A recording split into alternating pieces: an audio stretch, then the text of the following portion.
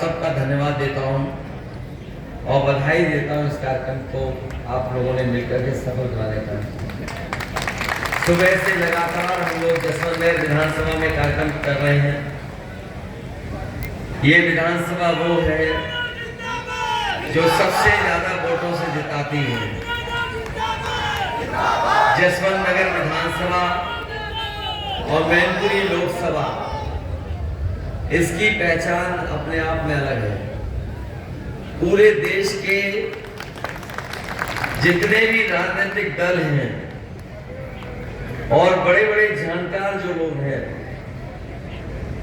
जो राजनीति को समझते हैं, वो सब जानते हैं कि मैनपुरी का स्थान क्या है और जसवंत नगर का स्थान क्या है। अगर देश की वीआईपी लोकसभाओं की गिनती होती है तो मैनपुरी भी उसमें एक होती है जो वीआईपी कॉन्स्टिट्यूएंसी मानते हैं। और पिछली बार तो आपने इतना वोट दिया, इतना वोट डाला, न केवल जसवंत नगर को आगे कर दिया बल्कि मैनपुरी लोकसभा को भी आपने लाखों लाख वोटों से जिता दिया। ये विधानसभा वो है जिसके बारे में सोच करके भारतीय जनता पार्टी के लोग भी घबरा जाते हैं।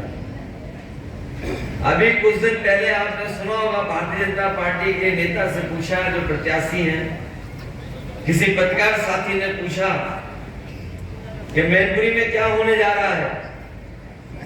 वो बोलना कुछ भी चाहते हो, लेकिन उन्होंने कहा यहां से तो सपई जीतेगी और कौन जीतेगा। ये बात तो वो खुद भी जानते हैं कि वो मैदान में बस ऐसे ही हैं, चुनाव के वोट डलने तक, और जब परिणाम आएगा तो वो भी जानते हैं परिणाम किसके पक्ष में आने वाला है। हालांकि अभी बड़े बड़े नेता यहाँ आए हैं, हो सकता है चुनाव से पहले और बड़े नेता भी आए, लेकिन हम लोग और आप सब लोग जानते हैं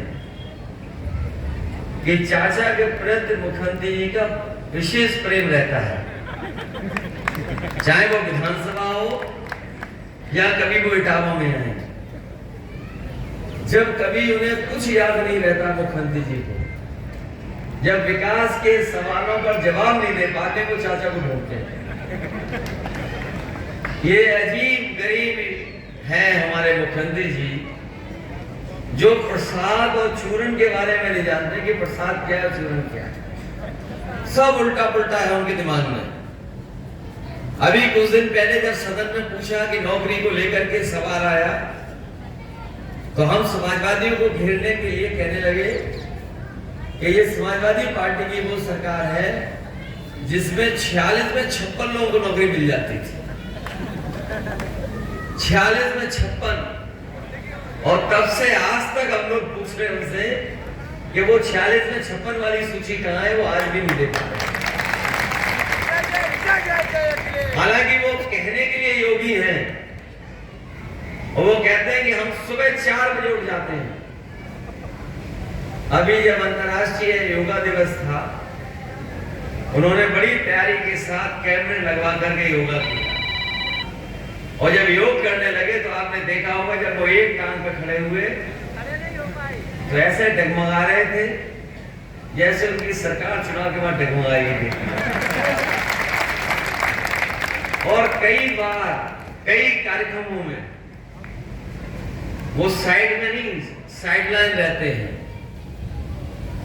अभी आपने बड़े बड़ी जगह पर होर्डिंग देखी होंगी, आजकल नई नई होर्डिंगें लग गई हैं शहरों में, बड़े बड़े शहरों में जहां चुनाव हो रहा है।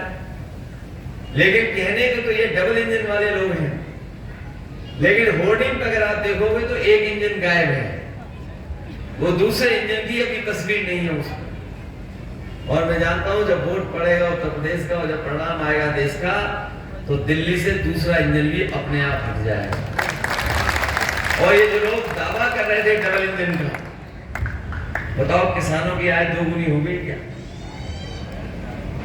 किसी फसल की ये सरकार कीमत नहीं दिलवा पाई, और लागत बढ़ा दी, महंगाई बढ़ा दी, और ये सरकार दावा करती रही कि किसानों को हम आय दोगुनी कर देंगे। और एक समय तो ऐसा आया कि इन्होंने 3 काले कानून लागू करने का फैसला कर लिया।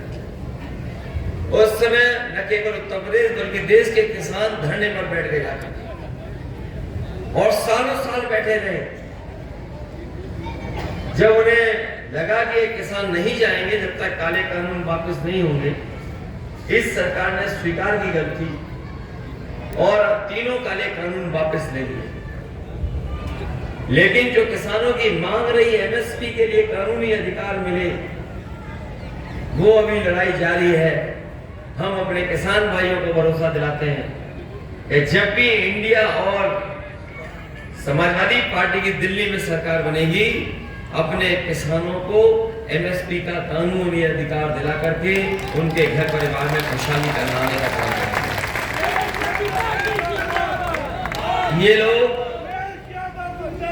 जो किसान की भलाई के लिए समय समय पर बातें बताते हैं, उनसे जाके कोई पूछे कि पिछले 10 साल में आपने बड़े बड़े उद्योगपतियों का 16 लाख करोड़ कर्ज माफ कर दिया और जो नियम बनाया उस नियम में उद्योगपतियों का जो कर्ज माफ किया उसमें यह फैसला लिया कि जिन उद्योगपतियों का 5 करोड़ से ज्यादा कर्ज है बैंकों का, उनका कर्ज माफ हो जाएगा।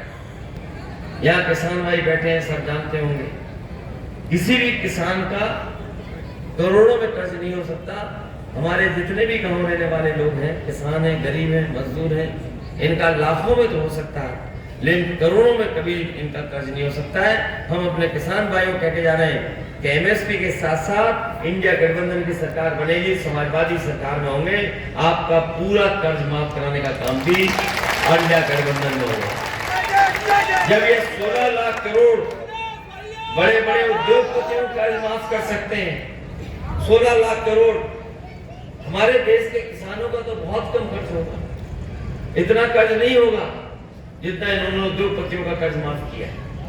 इसी तरह नौजवान जो बेरोजगार है, नौकरी जिसे नहीं मिली, हालांकि आज 1 तारीख है मई की, आज का दिन न केवल भारत में बल्कि दुनिया में लेबर डे के नाम से भी आज के दिन पूरे के पूरे संगठन इकट्ठे होते हैं, इसको मनाते हैं और याद करते हैं कि किस तरीके से मजदूरों ने अपने अधिकारों के लिए लड़ाई लड़ी।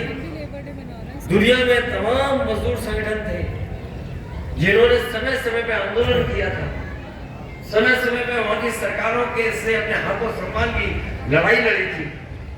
कई शहीद हुए, कई जेल गए, बहुतों का सीधा सीधा टकराव हुआ पुलिस से, जाने भी गई दोनों तरफ से, तब जाकर के उन्हें अधिकार मिले थे कि 8 घंटे ही वो काम करेंगे, 8 घंटे का ही वेतन आपको देना पड़ेगा। लेकिन कोरोना के डर को दिखा करके भारतीय जनता पार्टी ने जो हमारे मजदूरों के अधिकार थे उन अधिकारों को भी छीनने का काम, न केवल मजदूरों के अधिकार छीने, अब तो वो खबर भी आ गई है कि कोरोना में जो वैक्सीन लगवाई थी भारतीय जनता पार्टी की सरकार ने,